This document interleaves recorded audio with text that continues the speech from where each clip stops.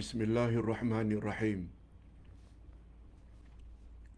Alhamdulillah nahmaduhu wa nasta'inuhu wa nastaghfiruh.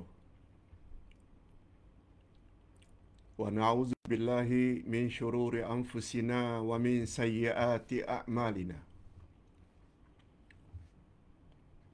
Man yahdihillahu fala mudilla lahu wa man yudlil fala hadiya lahu. Asyhadu an la ilaha illallah wahdahu la syarika lah. Wa asyhadu anna Muhammadan abduhu wa rasuluh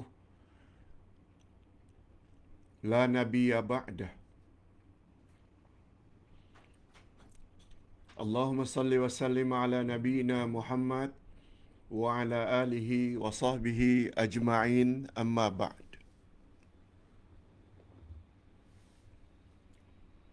Hadirin dan hadirat serta para pemirsa yang saya hormati,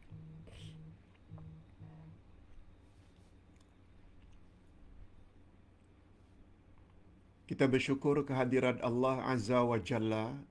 Berkat taufiknya, kita sekali lagi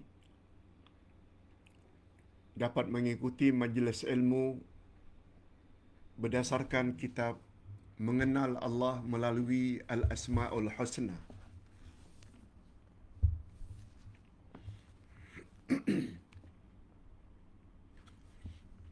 Buku ini mengandungi 99 nama-nama Allah, Al-Asma'ul Husna.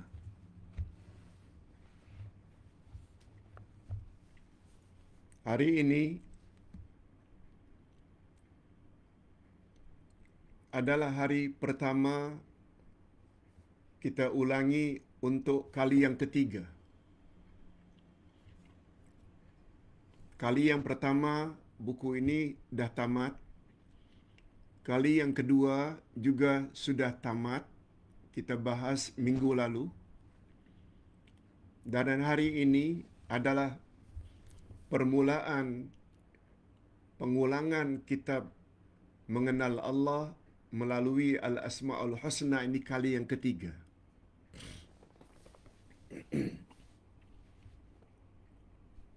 Ustaz yakin ilmu tentang Al-Asma'ul Husna ini sangat penting. Mengatasi semua jenis ilmu-ilmu dalam Islam. Sebab melalui Al-Asma'ul Husna kita dapat mengenal Allah dengan lebih tepat, lebih jitu. Oleh sebab itu, pelajaran kita pada hari ini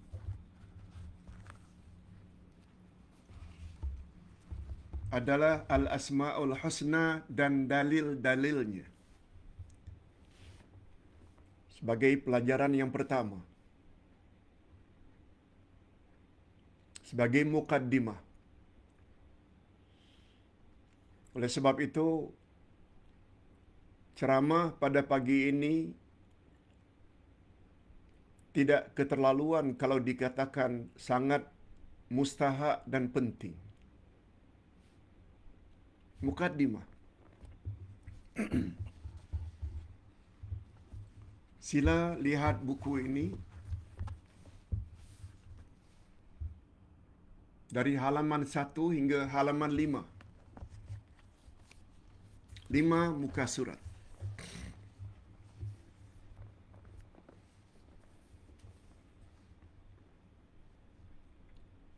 Para jemaah sekalian yang Ustaz hormati, mukaddimah tentang Al-Asma'ul Husna ini sangat mustahak.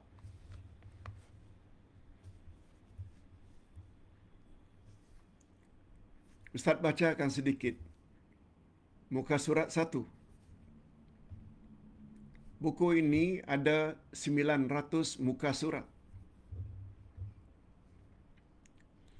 Lebih kurang 100 pertama kandungan buku ini, 100 halaman, 100 muka surat yang pertama dari 1 hingga 90 lebih. Ia mengandungi kaedah-kaedah tentang nama-nama Allah. Ada kaedah tentang nama-nama Allah, ada kaedah tentang sifat-sifat Allah. Pengetahuan tentang kaedah mempelajari nama Allah sangat penting. Kalau tidak, besar kemungkinan kita akan melencong.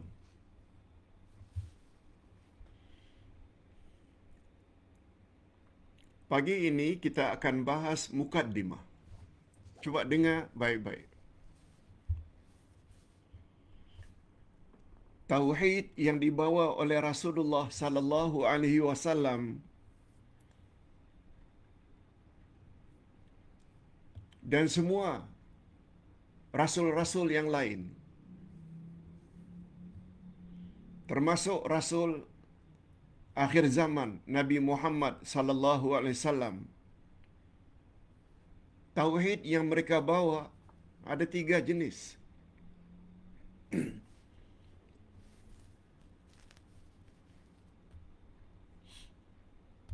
Nanti kita akan jelaskan jenis-jenis tauhid yang dibawa oleh semua rasul.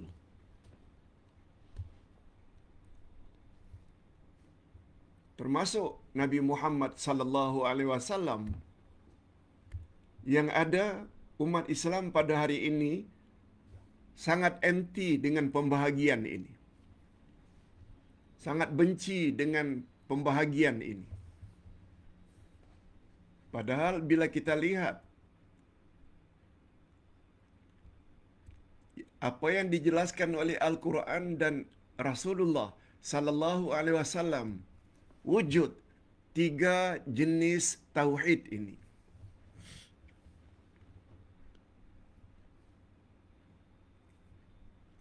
Semua kita tahu ajaran utama dan pertama yang diajar oleh para rasul adalah mentauhidkan Allah. Sebagaimana penjelasan kita semalam tentang kalimat La ilaha illallah, tiada Tuhan yang berhak disembah melainkan Allah. Itu kalimat yang sangat penting dalam Islam. La ilaha illallah kunci syurga. Siapa yang ucap La ilaha illallah, dia masuk Islam. Siapa baca La ilaha illallah pada penghujung hayatnya, tempatnya syurga.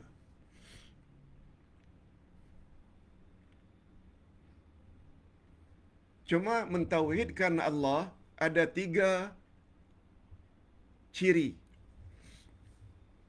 Ada 3 bidang. Kita baca. Ketahuilah seseorang tidak akan lengkap dan sempurna kecuali jika berhimpun pada dirinya 3 jenis tauhid ini. Keimanan seseorang, tauhid seseorang tidak akan sempurna kecuali pada dirinya ada 3 jenis tauhid ini. Hakikat ini dapat disimpulkan daripada perkhabaran Allah di dalam kitabnya Al-Quran. Ada dalam Quran. Ketiga-tiga jenis tauhid ini. Apa dia 3 jenis tauhid itu? Tauhid rububiyah, tauhid uluhiyah, dan tauhid asma wa sifat. Kita biasa dengar 3 jenis ini.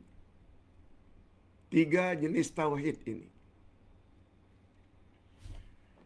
Secara ringkas, kalau Ustaz ingin jelaskan, bila kita mentauhidkan Allah dari sudut perbuatan-perbuatan Allah. Tauhid itu namanya tauhid rububiyah. Sebab makna Rabb boleh membawa makna pencipta, boleh membawa makna pentadbir, boleh dengan makna yang memelihara, boleh dengan makna yang memiliki, boleh dengan makna yang mendidik. Rububiyah diambil dari perkataan Rabb. Coba perhatikan surat Al-Fatihah. A'udzubillahi minasyaitonirrajim. Alhamdulillahi Rabbil Alamin. Segala puji milik Allah, Rabbil Alamin. Yang kita selalu artikan Tuhan sekalian alam. Rabb di sana boleh membawa makna Khalik, pencipta, creator, seluruh alam. Rabb juga boleh membawa makna Malik, yang memiliki seluruh alam. Rabb juga boleh membawa makna Mudabbir, yang mentadbir, yang mengurus seluruh alam. Dari kata-kata Rabb muncullah rububiyah. Semuanya perbuatan. Memiliki, mentadbir, mencipta, semuanya perbuatan. Bila kita meyakini perbuatan-perbuatan itu hanya boleh dilakukan atau dibuat oleh Allah, tauhid jenis itu namanya tauhid rububiyah. Termasuklah menghidupkan dan mematikan. Semuanya perbuatan. Jenis tauhid yang kedua, tauhid uluhiyah.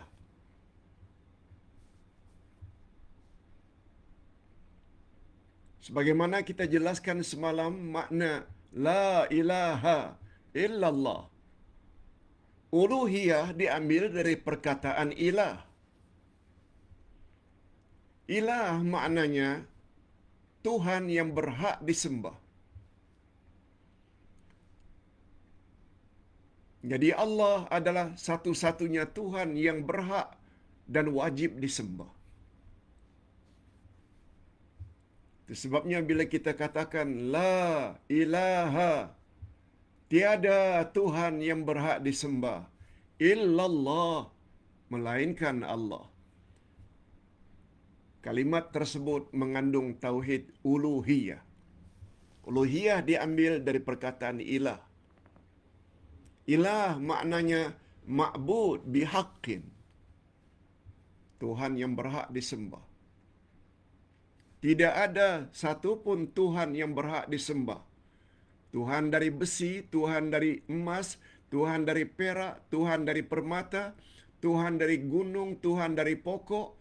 Semua Tuhan tidak ada yang berhak disembah illallah, kecuali Allah. Tauhid jenis ini namanya tauhid uluhiyah. Atau nama lainnya tauhid ibadat.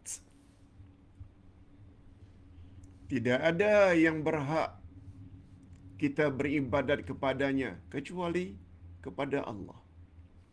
Sebagaimana firman Allah dalam surat Al-Fatihah, Iyyaka na'budu, hanya kepada Engkau kami beribadat. Okey. Dah dua dah. Yang ketiga, tauhid asma' wa sifat. Pertama, tauhid rububiyah. Bila kita mengesahkan Allah dari sudut perbuatan-perbuatannya. Yang kedua, tauhid uluhiyah. Bila kita mengesahkan Allah, hanya Dia yang wajib disembah. Yang ketiga, tauhid asma' wa sifat. Iaitu kita mentauhidkan Allah dari sudut nama dan sifat-sifatnya. Tauhidul asma', Asma itu nama-nama sifat, sifat-sifat. Dari sudut apa Pak Ustaz kita mentauhidkan Allah?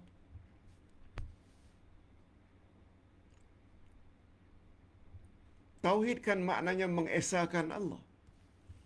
Sedangkan Allah itu mempunyai banyak nama, bukan esa. Allah memiliki banyak sifat, bukan esa, bukan satu sifatnya, bukan satu namanya. Bukan dari sudut itu. Allah Subhanahu wa taala mempunyai 99 nama.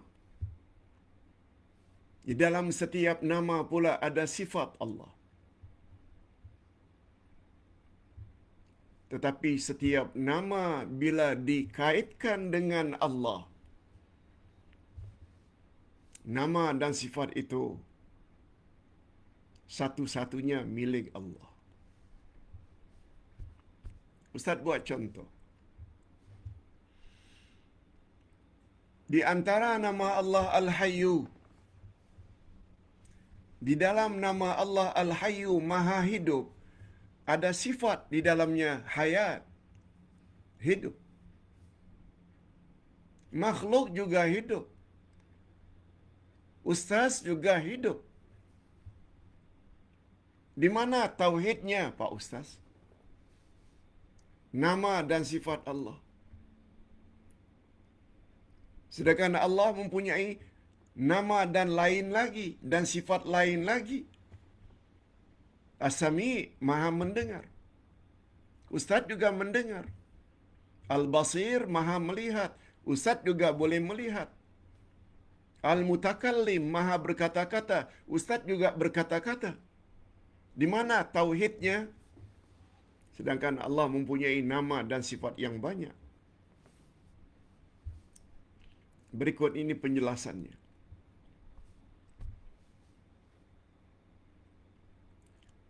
Allah Maha Hidup. Ustaz hidup. Tapi hidup di sisi Allah satu-satunya. Tidak ada yang memiliki hidup seperti itu. Hidup Allah tidak bermula. Hidup Allah juga tidak akan berakhir. Carilah makhluk kalau ada yang seperti itu. Tak ada. Hatta malaikat. Allah yang cipta, baru ada malaikat. Semua malaikat juga akan mati pada hari kiamat nanti. Jin juga macam itu. Allah cipta daripada api. Jin juga akan musnah. Semua akan mati. Tidak ada yang hidup kekal kecuali hanya Allah. Tu maknanya tauhid. Satu-satunya sifat hidup seperti itu hanya ada pada sisi Allah. Ustaz juga sebelumnya tiada. Sebelum kahwin, Muhammad Yasin dengan Fatimah, setelah mereka kahwin, mereka bergaul, lahirlah beberapa orang anak, satu di antaranya Abdullah Yasin. Abdullah Yasin yang sekarang ini sudah berumur 80 tahun juga akan berakhir. Akan mati. Sebagaimana firman Allah, kullu nafsin za'iqatul maut. Tiap-tiap yang bernyawa mesti mati. Itu sebabnya dalam istilah agama, dalam istilah akidah, nama dan sifat Allah dengan sifat makhluk boleh sama dalam lafaz, dalam ucapan boleh sama, tapi lain dalam makna. Allahu hayyun, Allah hidup. Abdullahu hayyun, Abdullah juga hidup. Tapi hidup di sisi Allah tidak sama dengan hidup di sisi ustaz. Tu maknanya tauhid. Allahu alimun, Allah mengetahui, alim. Ustaz alimun. Ustaz juga ada ilmu. Tapi ilmu di sisi Allah. Allah tahu yang dulu, yang sekarang dan yang akan datang. Allah tak pernah lupa ilmu yang ada pada ustaz. Tahu yang dulu, tahu yang sekarang. Yang dulu pun banyak yang lupa. Dan tidak tahu apa yang akan datang. Walau 1 second yang akan datang. Walau 1 minit akan datang. Kita tak tahu. Tapi Allah tahu segala-galanya. Jadi ilmu yang ada di sisi Allah tak sama dengan ilmu yang ada pada makhluk. Itu maknanya tauhid asma wa sifat.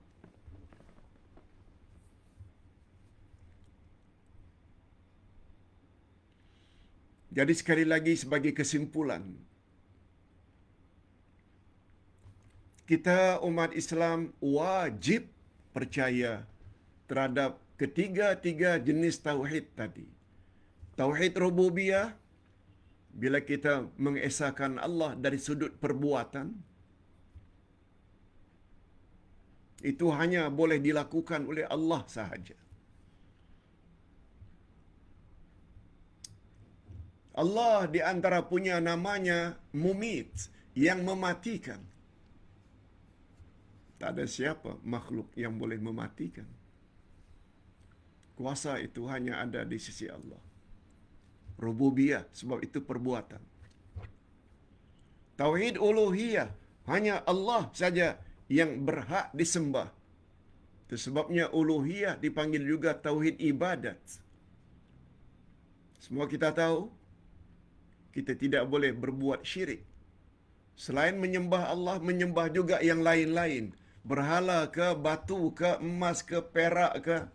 No. Itu syirik. Dan bila kita mengesahkan Allah, sifat itu hanya milik Allah, bukan milik makhluk. Tauhid jenis itu namanya tauhid asma wa sifat.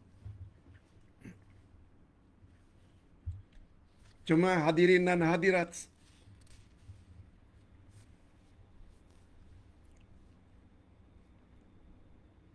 terhadap dua jenis tauhid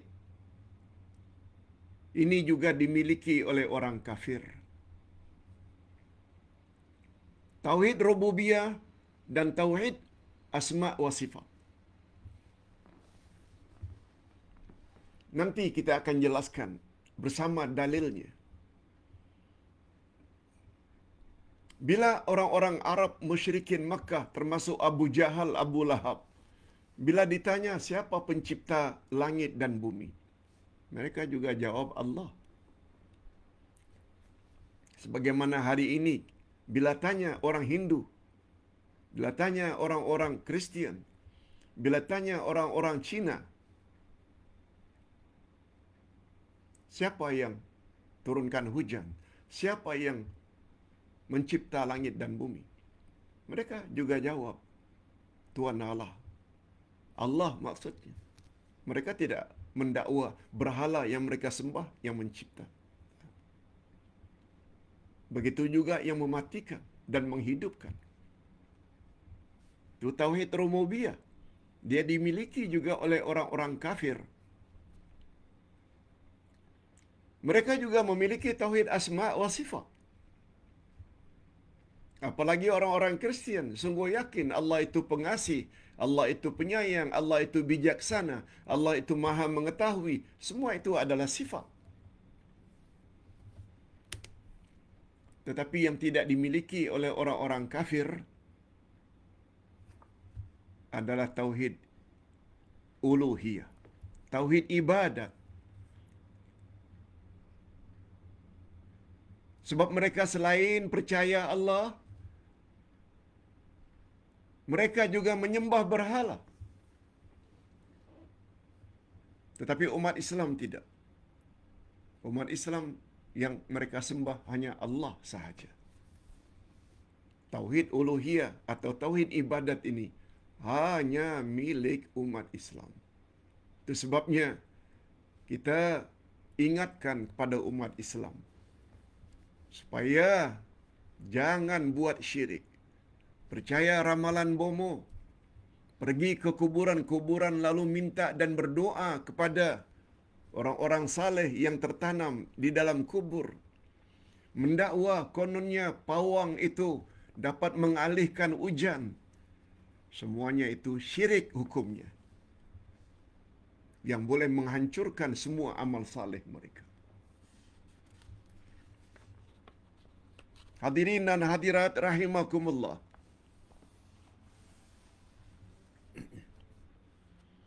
Allah Subhanahu wa taala berfirman dalam Al-Quran. Nah, sekarang kita bercakap tentang dalil.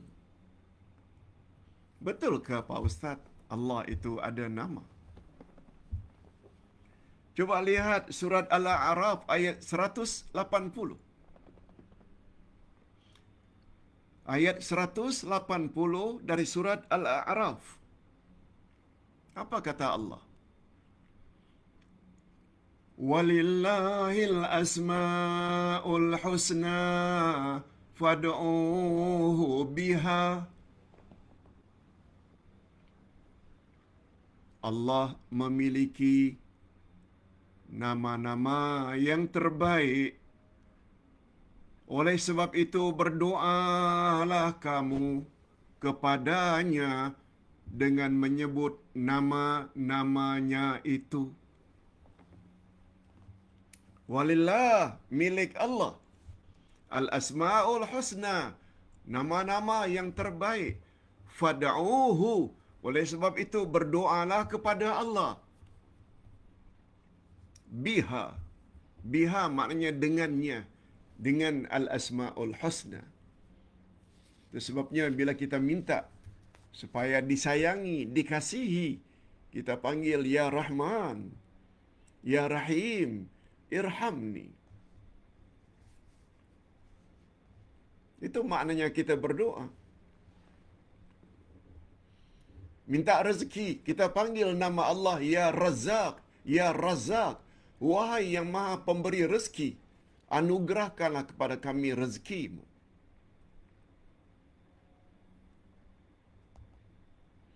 Ya Alim, wahai yang maha mengetahui, alimni, ajarkanlah daku, berilah aku ilmu.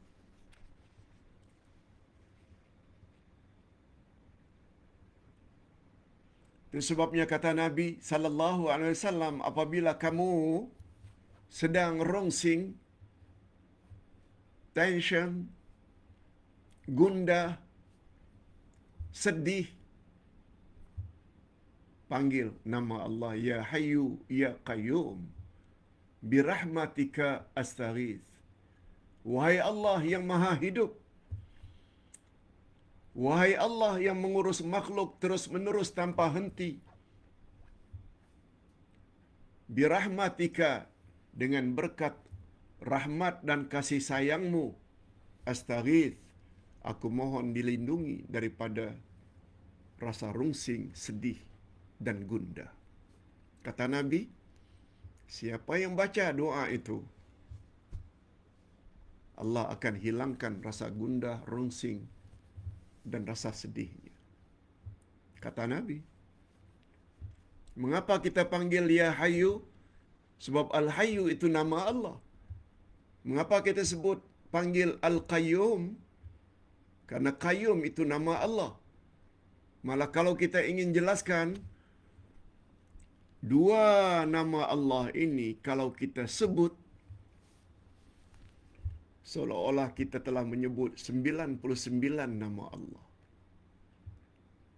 Begitu komen ulama akidah. Antara lain Imam Ibnul Qayyim. Itu sebabnya kata beliau, di dalam penghulu semua ayat, Ayatul Kursi, Allah sebut dua nama itu. Allahu la ilaha illa huwal hayyul qayyum.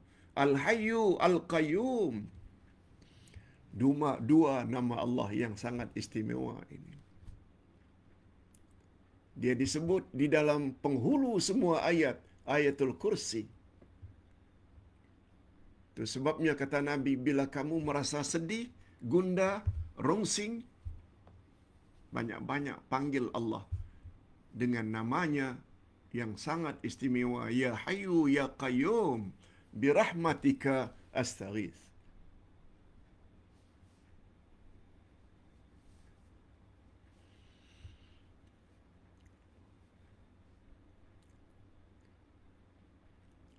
Cuma sambungan ayat tadi, Al-A'raf 180. Tidak sampai di situ saja. Walillahil asma'ul husna fad'uuhu biha. Selain Allah mengatakan bahwa Allah memiliki nama-nama terbaik, selain Allah suruh kita berdoa kepada Allah menggunakan atau menyebut nama-namanya, sambungan ayat, Allah larang, وَذَرُوا الَّذِينَ يُلْحِدُونَ فِي أَسْمَائِهِ. Apa kata Allah? Melarang kita. Dan tinggalkanlah orang-orang yang menyimpang dari kebenaran dalam menyebut nama-nama Allah. Tinggalkan orang-orang yang menyimpang. Yulhidun. Dari kata lahad. Dalam bahasa Arab, bila ada kuburan digali,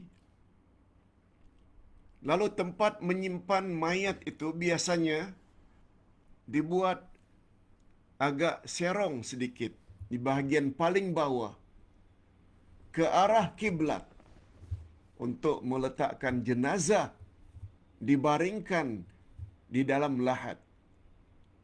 Dalam bahasa Arab, lahad itu menyimpang.